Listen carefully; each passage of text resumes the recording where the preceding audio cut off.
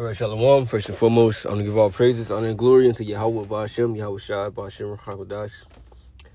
The honors unto the apostles and the elders of Great Millstone. Peace and salutation to the Achiam, to the elect that are scattered across the four corners of this earth, pushing the truth of faith and sincerity. I'm the brother Shema Allah from the GMS Using Camp, and this lesson, I'm going to be going into Luke, 12 and 15. Basically speaking of the riches of this world, and how that we don't want to focus on that. Because you can get lost in that, and that it can destroy you. All right, it can consume you and destroy you if you let that type of thought process take over you, to where you just feel like that you just gotta keep getting money. I gotta get this money, man. I gotta get the bag, man. I gotta do this. I gotta do that. Like your whole focus and energy is just going into increasing riches, right? Increasing your dollar amount, increasing your bank account. And that can put you in a dark place. All right? And us having this truth, you got to understand that these are the true riches, and that we are already wealthy in the spirit. Because think about what we're doing and how this is going to pay off. We already have everything. We just got to wait until Yahweh Shai, all right, like the scriptures say, which is our life. All right, when he returns, all of these things that, that's going to be given to him is going to be given to us, because we're going to be joint heirs. Off of doing this word, from being in this truth and doing what the Lord says to do, we get a lot of benefits already. Okay. And like I said, we are rich through this truth. All right, this is a treasure, a true treasure. Okay? So we don't want to get caught up in this world, get caught up in the mind state, that these people be in. All right, just making everything that's about money. Okay? But this is Luke 12 and 15. And he said to them, "Take heed and beware of covetousness, for a man's life consists not in the abundance of the thing which he possesses." Now, what prompted him to say this? When you read up to Luke 12 and 13, it says, "And one of the company said unto him, Master, speak to my brother that he divide the inheritance with me. And he said unto him, Man, who made a judge or a divider over you?" It says, and he said unto them, "Take heed and beware of covetousness, for a man's life consisteth not in the abundance of the things which he possesses." Now, when you go into this situation, he told him to basically talk to his brother to split the inheritance with him. Now, when a man gets an inheritance, it's usually, it's passed down from the father, but the firstborn will get that inheritance. Okay, so the inheritance goes to him, like he gets a great portion, right? But I believe, if I'm not mistaken, the other son will get a little bit of something. Right, but the main thing, goes to this son, right? But he wanted it to be split with him, so he kind of wanted more than what he already had. Okay, so he said, "Take heed and beware of covetousness." Then what is covetousness? Covetousness goes into being greedy, right? You want more than what you have, and wanting more it's not an issue. It's how you going about it, right? Because we can be in a situation to where we need to make our situations better, and we want more out of it, right? That's cool, but let's just say you are a person, all right, you doing well, all right, you kind of well off, right? But that's not enough for you. You got to keep taking it to the next level. You want more. Gimme. That spirit, that's wrong. All right? So wanting more, right, than what you have, right, basically in a greedy way, all right, and lusting after, what someone else may have, and you want that. Okay, everything you see someone with something now, you gotta have it. You want what they got. Okay, yeah, I was trying to say, beware of that, right? For a man's life consists not in the abundance of the thing which he possesses. So this doesn't give your, excuse me, this doesn't give your life true value based off of material wealth, based off of the car you drive, based off of the money that you have, right? Based off all these material things, you got the newest thing, the latest thing that comes out. That doesn't give your life true value. Although money, like the scripture say, money is a defense. You need money, right, to pay bills. Okay, you need money for when emergency situations happen, right? You need money, right, for if you just want to go out and do something, right? You got to have these things, okay? All right? But that doesn't give you your worth. Like in this world, you got the women that will say, oh, well, if you don't make six figures, then I don't want to talk to them, right? They're putting a value on a man, saying that if he doesn't have this, right, he's worthless. Which, like I said, this world is just backwards anyway, bro. This world is just toe up and flow up. But like I said, they put in a dollar amount or a certain threshold, for money on a man, and that says that determines his worth. All right, but a man in the Lord, right? That you got to understand, that doesn't determine your worth, right? This truth, all right, these spiritual blessings, these spiritual things, right? This gives you true meaning and true value. Right, this is the treasure. Focusing on spiritual things. Okay, this is what's going to gain us salvation. This is what's going to gain us the crown, gain us the kingdom. All right, so this is what we should be storing up. All right, it's not about storing up, these carnal things. All right, when you go to Matthew 6:19, lay not up for yourselves treasures upon earth, for moth and rust do a corrupt, and where thieves break through and steal. Right, so you lay up treasures on earth like these people do. They constantly, about the material things, constantly buying this, the Gucci, this, the Louis that, and this, and that. Right, like I said, if you want to wear those things, that is not an issue. Like I said, it's the mindset behind you doing these things, right? You can't be in that mindset of, well, I got to keep up with the Jones, or I gotta get the latest things. I gotta keep doing you, and you spending all your money on getting the material things, and then you gotta get this money back when you just about showing off and showing the money and showing, hey, look, I got this, I got that. That's the wrong spirit to be in, all right? It's the wrong spirit to be in. All right. But all of these carnal things, right? These things can be stolen. Something can happen to these things. These things don't last. You buy a car, a new car, they say the value drops as soon as you leave the lot. And then they come out with another one. Then they come out with another one. Then they come out with another one. Okay? And all of these things can be stolen that you can buy, that you can get. All right? It says where moth and rust do a corrupt, because things they're fucking old. Okay? That people storing up shoes and all of these particular things, right? Just they all about, abundance. I gotta have a lot of this, I gotta have a lot of that. Right? All of these things get old. All right, even women, dudes say, I got all these females and hoes, this and that. Even they get old, they corrupt too. All right.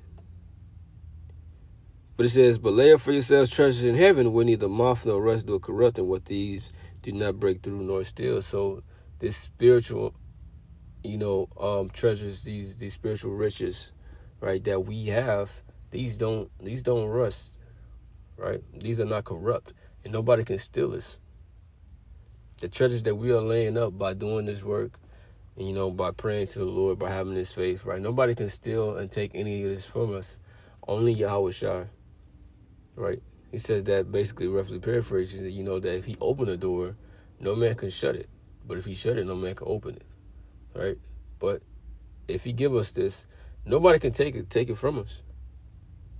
So this is what we should be worrying about. When you go to Romans 11:33, it says, "Oh, the depth of the riches, both of the wisdom and knowledge of the Most High, how unsearchable are his judgments and his ways past finding out." So these are the riches. And this is an innumerable amount of riches. All right, this go deep. All right, the well runs deep. All right, so this wealth never runs out. Never. It keeps abounding and abounding and abounding. All right, we constantly growing. We're constantly getting better. It's constantly changing us and making us better. All right, we are constantly benefiting from this. But everything else in the world is losing its value. But this is, you can't even put value on this, right? We just know that, this nothing can compare unto it. Nothing. That his word is everlasting and lasts forever, and it will carry over into the next eon. All right, the next rulership, the next kingdom. All right, this is forever. Since the beginning of time. All right, this word was here. And it's still here, and it's going to forever be here. All right? But Matthew 6:21 says, "For your treasure is there will your heart be also." So your treasure basically is what you value. What you place value and importance on. All right? Whatever you place your value and importance on, your actions, are going to be deemed and towards that. It's going to show in your behaviors and your thought patterns. Because you place importance on this. So it's saying not to place importance on these carnal things because it's going to show. And you're going to destroy yourself. So beware of that. Right? These people, man, or these celebrities, they got all these rich, they got all this money, right? And if you know anything about money, you know that these FRNs, right? These Federal Reserve notes, they are not worth anything. Okay, they're fiat currency, which, they're basically, the value is basically comes from the belief from the people. So it's not real money. It's not riches, right? It's all just an illusion of money. Okay. So you would see these celebrities and think, like, damn, I want to be like them. Or you can't be thinking like that because you don't want to be like them. Because the shit that they go through, right, if you knew, you were like, damn, you'll want to switch back to you, right, in a minute, to your life. All right? They got something coming to them. Man, we are in a better place than them. So we shouldn't envy or be jealous or anything like that because it's nothing compared to what Yahweh Shah going to give us. So we got to focus on the reward that we going to have, which is going to be way better than theirs, what they getting here. If you really have faith and trust in that reward, then that shouldn't be a stumbling block unto you. That shouldn't be, something that you worry about. All right? But this is 1 Timothy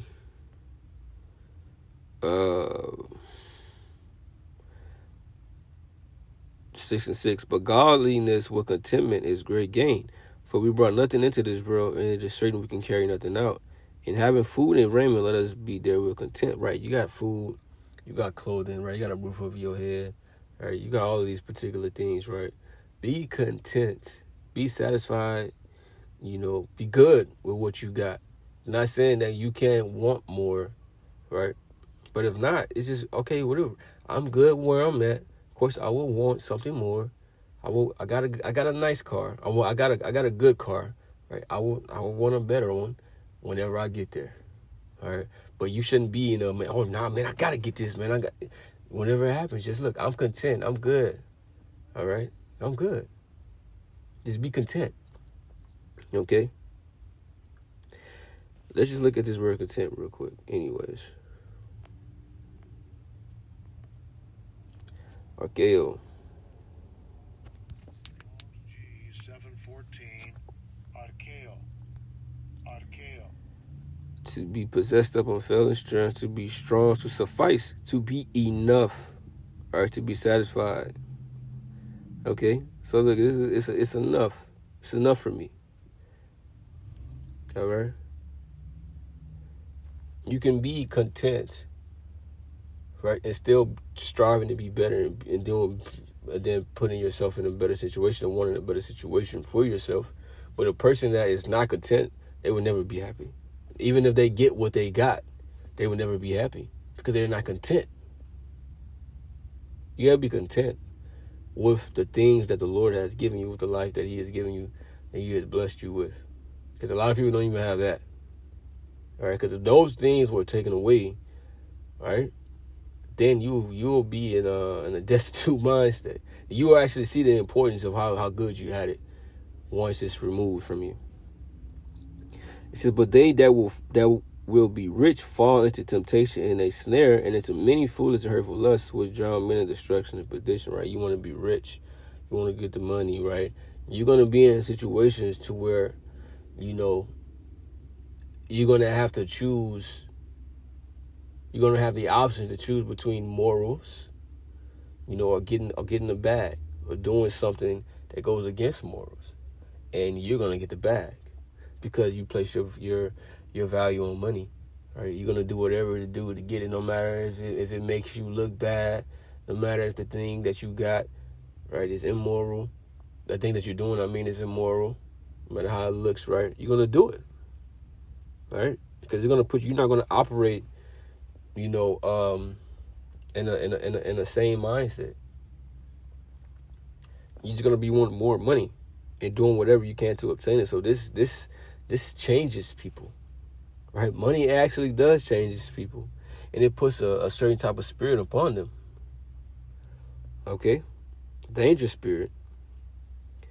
It says, but they that will be rich fall into temptation and experience of many foolish and hurtful lusts, which drown men in destruction and perdition. For the love of money is the root of all evil, which while some, look, it says, for the love of money is the root of all evil. Right? A lot of people like to say the money is evil. No, money is not evil. Loving it is evil. It's a certain type of spirit to have when you have these things. All right? Don't set your heart upon them. It says, which while some coveted after, right? Yeah, I wish I said, beware of covetousness. So they have erred from the faith and pierced themselves through with many sorrows. So you don't want to err from the faith or deviate from this truth because of riches and the money, right? What is that? Matthew the 13th chapter speaks about, you know, that seed. I believe it's the ones that the cares and the riches, you know, choked the word that he was unfruitful. All right, so you want to be aware of these things. It says, but thou, O man of the Most High, flee these things and follow after righteousness, godliness, faith, love, patience, and meekness. Right? Fight the good fight of faith, lay hold on eternal life, wherein thou art also called and hast professed a good profession before many witnesses. So fight the good fight of faith. Worry about this truth. Worry about getting spiritual blessings and spiritual riches. All right, getting your spiritual bank account up. All right, it's not saying neglect your life or neglect, you know, the world here, right, as far as your situation and not wanting to get better, not doing better for yourself and good for yourself. It's not saying that, right? But just know that this truth is the primary, right? And that you don't want to be in that spirit to where you make money your treasure, right? Set your importance and value on that, right? Thinking that you got to have these things and you need to have these things, and, you know, you're in the spirit of the world, right? You don't want to be like that. This is Sirach 29 and 11. It says, lay up thy treasure according to the commandments of the Most High, and it shall bring thee more profit than gold. Set up arms in thy storehouses, and it shall deliver thee from all affliction. It shall fight for thee against thy enemies better than a mighty shield and strong spirit. So laying up your treasures in heaven, these things are going to pay off. Okay? It's going to bring you more profit than gold, because nothing can compare to this truth.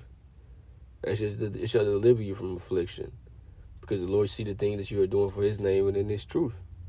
All right? It shall fight for thee against thy enemies better than a mighty shield and a strong spear, because you did for the Lord, he's going to do for you. He's going to protect you in the times of trouble. All right? Because of you set this as your treasure. You kept your eyes single. All right? Lord willing, we all can do this and be saved, right? Not get caught up in this BS and this bullshit in this world. All right, so that's a lesson. I hope this was edifying to you all. With that, I'm going to say shalom.